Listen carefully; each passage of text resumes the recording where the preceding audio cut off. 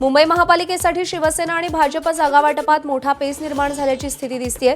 2017 मध्ये जिंकलेल्या सगळ्या 84 जागा शिंदेंना देण्यास भाजपने नकार दिल्याची सूत्रांची माहिती। भाजप मात्र गेल्या वेळच्या सगळ्या 82 जागा लढणार आहे अशी सूत्रांची माहिती।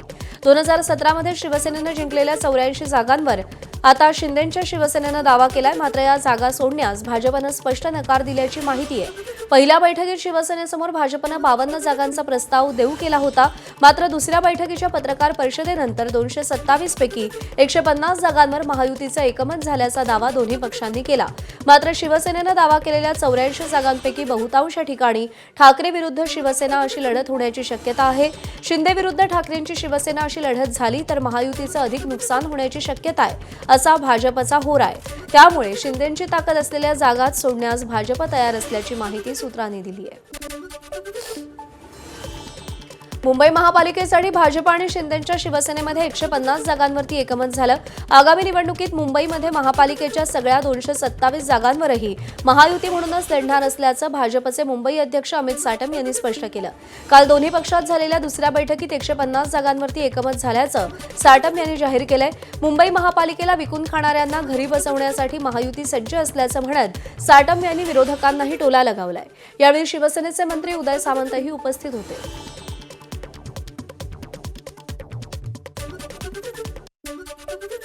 मुंबई महानगरपालिकेच्या 227 वॉर्डांपैकी 150 जागांवरती आमचं एकमत झालेलं आहे। उर्वरित जागांची चर्चा ही सुरू आहे। पुढच्या 2 दिवसामध्ये उर्वरित जागांवरतीही आम्ही चर्चा करू आणि या ठिकाणी युतीची घोषणा होईल। म्हणजे युती झालेलीच आहे, फक्त या संदर्भामध्ये जागांची जी चर्चा आहे ती 150 जागांच्या संदर्भामध्ये आमचं एकमत हे झालेलं आहे। ज्या पद्धतीनं मुंबईकरांना आवश्यक असलेलं चांगलं प्रशासन हे मुंबई महानगरपालिकेमध्ये देणं, त्याच्यामुळं त्यांनी जे सांगितलं की 150 ठिकाणी आमचं एकमत झालेलं आहे। 77 जागा ह्या अनगणित राहिलेल्या आहेत, त्याच्यावर देखील उद्या परवामध्ये चर्चा होईल।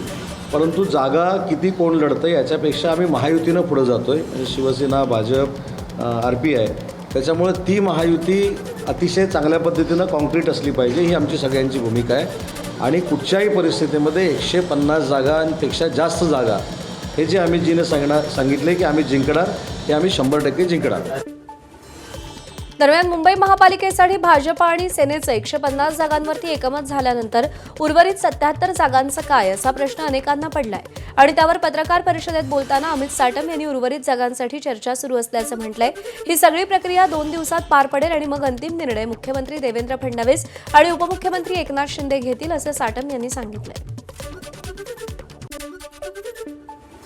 150 जागा ही महायुती लढणार आहे। भारतीय जनता पार्टी, शिवसेना, रिपाई, महायुती ही 227 जागा लढणार आहे। त्यामध्ये 150 जागांवर आमचं एकमत झालेलं आहे। उर्वरित 77 जागांवरती चर्चा सुरू आहे आणि लवकरच पुढच्या 2-4 दिवसामध्ये त्या 77 जागासुद्धा घोषित होतील।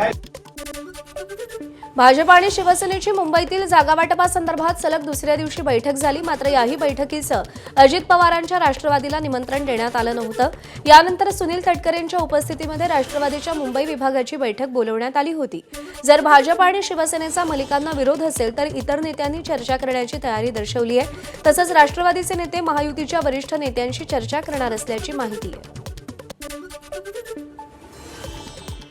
मुंबई महापालिकेमध्ये महाविकास आघाडीतून लढताना शरद पवारांची राष्ट्रवादी 22 जागा मागणार असल्याची माहिती आहे। तसा प्रस्ताव तयार झाल्याचीही माहिती मिळतेय। शरद पवारांच्या मुंबईतील सिल्वर ओक या निवासस्थानी मुंबईतल्या पदाधिकाऱ्यांची बैठक आहे। महाविकास आघाडीसोबत लढताना किती जागा मिळायला हव्यात याचा प्रस्ताव मुंबई अध्यक्ष राखी जाधव मांडणार आहेत।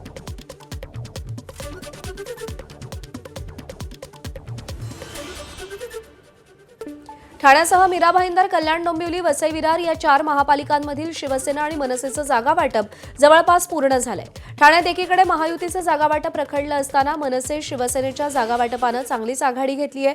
विशेष म्हणजे काँग्रेस आणि राष्ट्रवादीनेही पुढाकार घेत आघाडीचा प्रस्ताव दिला तर त्यांच्यासाठीही काही जागा सोडण्याची तयारी दोन्ही पक्षांनी दाखवली आहे। अगदी 1 अंकी जागा वाटप करायचं राहिल्याचं सूत्रांनी सांगितलंय। त्यामुळे महायुतीच्या आधीच ठाकरे बंधूंचं जागा वाटप पूर्ण होईल अशी शक्यता आहे। मनसे अध्यक्ष राज ठाकरे 2 दिवस मुंबईतल्या पूर्व आणि पश्चिम उपनगराला भेट देणार आहेत. राज ठाकरे शनिवार आणि रविवार पूर्व उपनगर पश्चिम उपनगराचा दौरा करतील. मुंबई महानगरपालिकेच्या निवडणुकीपूर्वी मनसेकडून अनेक शाखा नव्यानं सुरू केल्या जाणार आहेत. या शाखांचं उद्घाटन राज ठाकरेंच्या हस्ते होणार आहे. मुंबई महापालिकेसाठी भाजपकडून निवडणूक समितीची घोषणा करण्यात आली आहे. निवडणुकीसाठी 20 जणांच्या समितीची घोषणा झाली आहे. निवडणूक समितीमध्ये दिग्गज नेत्यांचा समावेश आहे. केंद्रीय मंत्री पियुष गोयल, राष्ट्रीय सरचिटणीस विनोद तावडे, मुंबई भाजप अध्यक्ष अमित साटम, आशिष शेलार, राहुल नार्वेकर, मंगल प्रभात लोढा, प्रवीण दरेकर, अतुल भातखळकर यांचा समावेश आहे. ठाण्यात महापालिका निवडणुकीआधी भाजप आणि शिंदेंच्या शिवसेनेमध्ये ठिणगी पडल्याचं पाहायला मिळत आहे. शिवसेनेच्या मेळाव्यानंतर ठाण्यात भाजप पदाधिकाऱ्यांची महत्त्वाची बैठक पार पडली. या बैठकीत युती नको, स्वबळावर निवडणूक लढवा अशी स्पष्ट भूमिका अनेक भाजप मंडळ अध्यक्षांनी मांडली. भाजप मंडळ अध्यक्ष कृष्णा भुजबळ यांच्यासह पदाधिकाऱ्यांनी युती विरोधातलं पत्र शहराध्यक्ष संदीप लेले आणि आमदार संजय केळकर, निरंजन डावखरे यांना दिलंय. शिवसेनेकडून भाजप कार्यकर्त्यांवर मारहाण आणि गुन्हे दाखल झाल्याच्या पार्श्वभूमीवरच स्वबळाचा आग्रह धरला जात असल्याचं सांगण्यात आलंय. तसंच कोपरी आणि कळवा भागातही भाजप पदाधिकाऱ्यांनी युती झाल्यास 50% जागांची मागणी केली आहे. 50% जागा न मिळाल्यास स्वतंत्र लढण्याचा इशाराही त्यांनी दिलाय. बैठकीत कार्यकर्त्यांनी तीव्र नाराजी व्यक्त केली आहे, तर आमदारांनी भावना वरिष्ठांपर्यंत पोहोचवण्याचं आश्वासन दिलंय.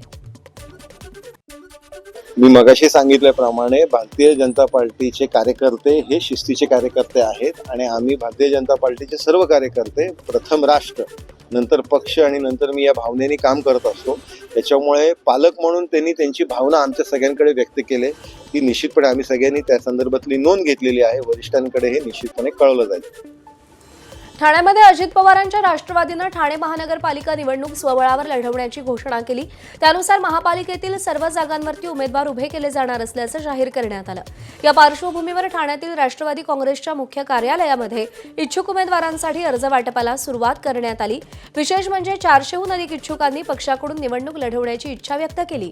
दरम्यान भाजप आणि शिंदेची शिवसेना यांची युती म्हणून पहिली बैठक पार पडली. मात्र या बैठकीत निमंत्रण न दिल्यानं अजित पवारांची राष्ट्रवादी आक्रमक झाली. या बैठकीनंतर अजित पवारांच्या राष्ट्रवादीनं काहीही झालं तरी भाजपसोबत युती करणार नाही अशी ठाम भूमिका घेतली आहे. ठाण्यात काँग्रेसकडून वसंतराव राईक सभागृहामध्ये 150 इच्छुकांच्या मुलाखती घेण्यात आल्या. यावेळी ज्येष्ठ नेते सुभाष कानडे, शहराध्यक्ष विक्रांत चव्हाण यांच्यासह पदाधिकारी उपस्थित होते. दरम्यान ठाणे महानगरपालिका निवडणुकीच्या पार्श्वभूमीवर स्थानिक पातळीवर आघाडी करायची की नाही याचे अधिकार श्रेष्ठींनी स्थानिक नेत्यांना दिलेत. दरम्यान ठाण्यात आघाडीचा निर्णय अंतिम टप्प्यात आहे असं सूतोवाच काँग्रेसचे मुख्य प्रवक्ते अतुल लोंढे यांनी केलं. येत्या काही दिवसात आघाडीचं स्वरूप स्पष्ट होईल असंही त्यांनी सांगितलं. स्पष्टपणे आमचा जो निर्णय झालेला आहे तो असा आहे की स्थानिक स्तरावरच्या नेत्यांनी कोणासोबत लढायचं हा निर्णय स्थानिक स्तरावर घ्यायचा आहे. इंडिया आघाडीचा तो पार्टी आहे. त्यामुळे या सगळ्या बोलणी ज्या आहेत त्या आता अंतिम टप्प्यामध्ये आलेल्या आहेत आणि लवकरच आपल्याला 3-4 दिवसामध्ये आघाडीचं स्वरूप जे आहे ते लक्षात आलेलं दिसेल. ठाण्यामध्ये श्रीकांत शिंदे यांनी काँग्रेस पक्षाचं कौतुक करत त्यांना शुभेच्छा दिल्या. काँग्रेसच्या मतांच्या आधारावरच ठाकरेंची शिवसेना निवडून येत असल्याचा दावा त्यांनी यावेळी केला. आतापर्यंत आमदारकी असो किंवा खासदारकी ठाकरेंच्या शिवसेनेला मिळालेली मतं ही प्रामुख्यानं काँग्रेसकडून ट्रान्सफर झालेली मतं होती.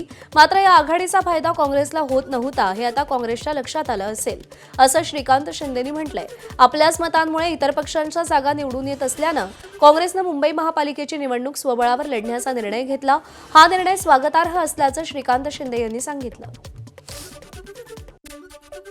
काँग्रेसच्या मतांवरती युबीटी आतापर्यंत निवडून आली. आमदारकी असेल किंवा खासदारकी असेल जे काही मतदान मिळत होतं हे काँग्रेसचं ट्रान्सफर होत होतं, पण काँग्रेसचा त्यांना फायदाच काँग्रेसला त्यांचा फायदा होत नव्हता. आज काँग्रेसने ते हेरून घेतलं, जाणून घेतलं की आता बाबा आमच्यामुळे हे लोक निवडून येतात. आज काँग्रेस जे आहे चांगला निर्णय मला वाटतं त्यांनी घेतलेला आहे. त्यांना शुभेच्छा. एबीपी माझा, उघडा डोळे बघा नीट.